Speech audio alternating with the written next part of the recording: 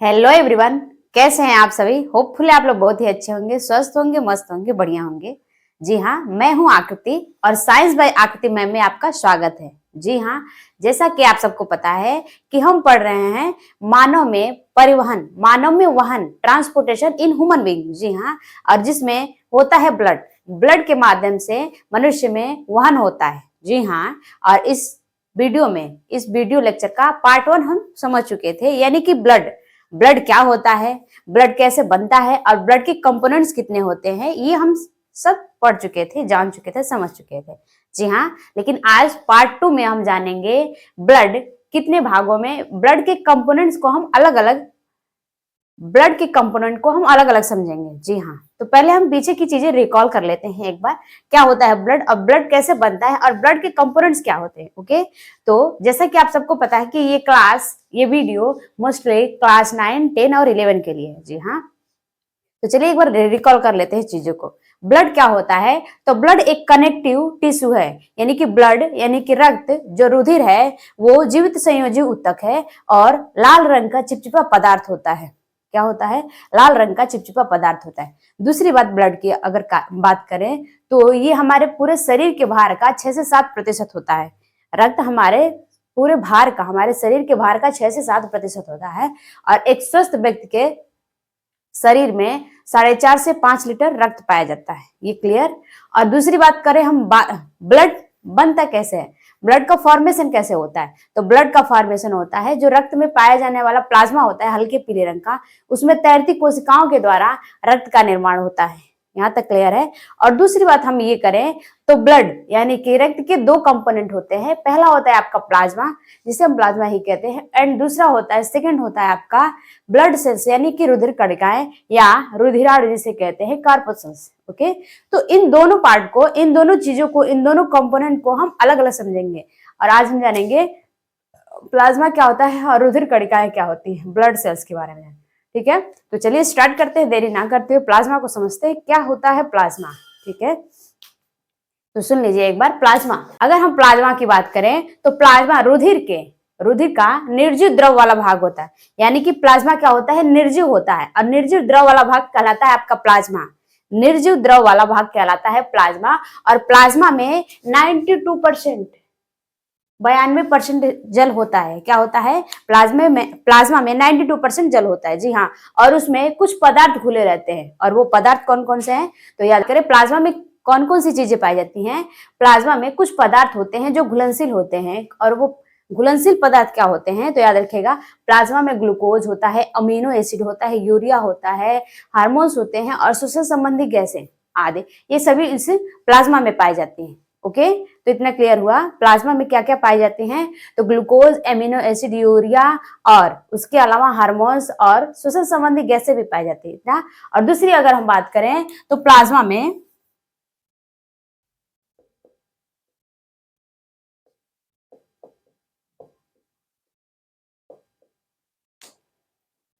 इतना तो आपने याद रख लिया है कि प्लाज्मा हमारे रुधिर का निर्जीव द्रव वाला भाग होता है और उसमें कुछ घुलनशील पदार्थ जैसे ग्लूकोज, अमीनो एसिड, यूरिया, श्वसन संबंधी गैसें, हार्मोन्स एक्सेट्रा, ये सभी पाए जाते हैं। उसके अलावा अगर हम बात करें तो प्लाज्मा प्रोटीन, जो प्लाज्मा प्रोटीन होता है रुधिर का परासरणी दाब बनाए रखने में सहायक होता है। प्लाज्मा का काम क्या होता है, प्लाज्मा क्या काम करता है, तो प्लाज्मा प्रोटीन रुधिर का परासरणी दाब बनाए रखने में सहायक होता है। ठीक है, और इसके अलावा प्लाज्मा में कुछ एंटीबॉडी और एंटीजन भी पाए जाते हैं। कुछ प्लाज्मा में एंटीबॉडी एंड एंटीजन भी पाए जाते हैं। ओके, तो इतना क्लियर हो गया। आई होप कि आपको ये समझ में आया होगा चीजें। अब हम बात करेंगे ब्लड सेल्स की, यानी कि रुधिर कणिकाओं की बात करेंगे। जी हाँ, रुधिराणु के बारे में बात करेंगे, जिसे हम देखिए, अब हम बात कर रहे हैं ब्लड सेल्स की। ब्लड सेल्स क्या होते हैं, तो इस चीज को समझिएगा। ब्लड सेल्स यानी कि जो हमारा रुधिर कणिकाएं हैं, जो हमारे रुधिर कणिकाएं हैं वो पूरे पूरे रुधिर का 45% होती हैं। 45% रुधिर कणिकाएं होती है, ब्लड सेल्स होती है। जी हाँ, पूरे शरीर में जितना रक्त होता है उस रक्त का 45% ब्लड सेल्स होती है, यानी कि कार्पोसेल्स होती है, रुधिर कणिकाएं या रुधिराणु होती हैं। और इसके 3 भाग होते हैं, यानी कि ब्लड सेल के 3 भाग होते हैं। याद रखिएगा कौन कौन से। एक होता है आपका आरबीसी, एक होता है डब्ल्यूबीसी और एक होता है प्लेटलेट्स। Platelets, okay. प्लेटलेट्स का दूसरा नाम है आपका थ्रोम्बोसाइट। थ्रोम्बोसाइट्स, ओके, याद रखिएगा।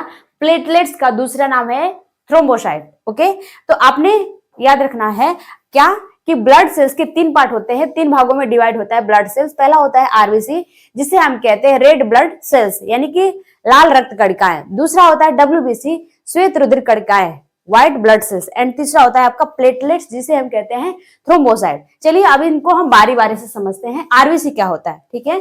तो आरबीसी में आप याद रखेंगे आरबीसी क्या है, तो देखिएगा, इसको हम बारी बारी से समझते हैं। देखिए, रेड ब्लड सेल्स की बात करें ना हम, तो रेड ब्लड सेल्स, इसका जीवन काल होता है 120 दिन। कितना होता है? 120 डेज। ये 120 दिन जीवित रहता है। ये हमारी कोशिकाओं में, ये हमारे बॉडी में 120 दिन तक जीवित रहता है, जी हाँ। और आरबीसी का दूसरा नाम है इरिथ्रोसाइट। इरिथ्रोसाइट, ठीक है।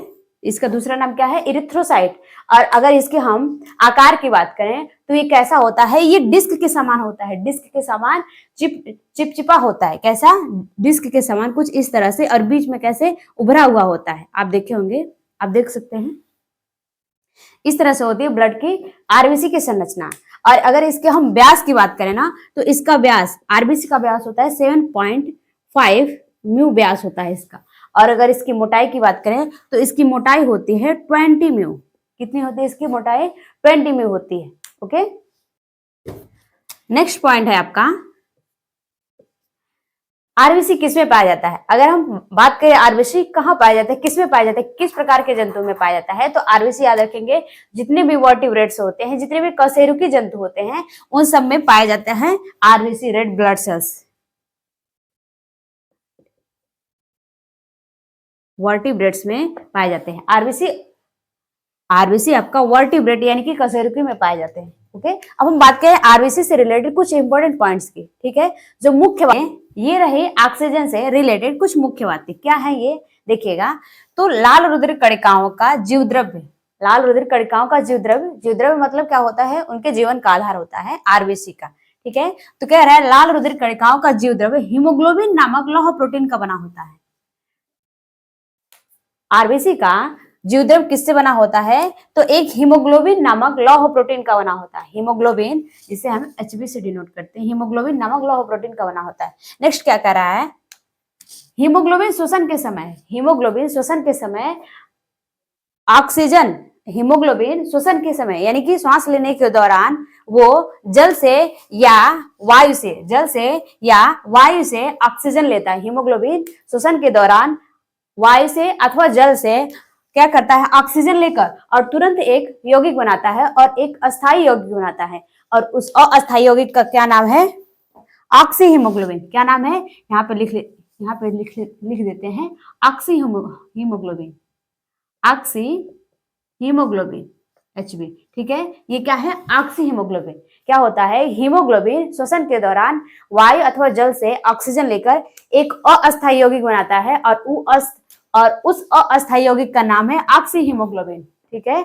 और जहां भी ऑक्सीजन की मात्रा कम होती है, वहां पे ये ऑक्सी हीमोग्लोबिन ऑक्सीजन मुक्त करता है। जहां पे ऑक्सीजन की मात्रा कम होती है, जिस जगह, ये ऑक्सी हीमोग्लोबिन वहां पे ऑक्सीजन देने का काम करता है, ओके। और नेक्स्ट क्या है? देखिए, ये मुक्त श्वसन, ये मुक्त ऑक्सीजन, ये मुक्त ऑक्सीजन यानी कि हीमोग्लोबिन से जो ऑक्सीजन मिलता है वो क्या करता है? ये मुक्त ऑक्सीजन श्वसन पदार्थों के ऑक्सीकरण में काम आता है। यानी हीमोग्लोबिन से जो ऑक्सीजन ले जाता है श्वसन के दौरान, वो ऑक्सीजन किसमें काम आता है? तो ये मुक्त ऑक्सीजन श्वसन पदार्थों के ऑक्सीकरण में काम आता है, ठीक है। ये मुक्त ऑक्सीजन श्वसन पदार्थों के ऑक्सीकरण में काम आता है, ओके। माय डियर स्टूडेंट, कैसा लगा आज का ये वीडियो? जरूर बताइएगा कमेंट सेक्शन में। और आपका होमवर्क है, आप होमवर्क ये बताएंगे होमवर्क में कि हीमोग्लोबिन वायु अथवा जल से ऑक्सीजन लेकर कौन सा एक अस्थायी यौगिक बनाता है, उस अस्थायी यौगिक का नाम बताएंगे, ओके। चाहे तो आप इसे स्क्रीनशॉट ले सकते हैं, ओके, या फिर इसे नोट डाउन कर सकते हैं। ओके, कमेंट सेक्शन में जरूर बताइएगा। मिलते हैं नेक्स्ट वीडियो में, ये आपका पार्ट 2 था। ओके, अब हम मिलेंगे पार्ट 3 में नेक्स्ट वीडियो में। ओके, तब तक के लिए बाय बाय।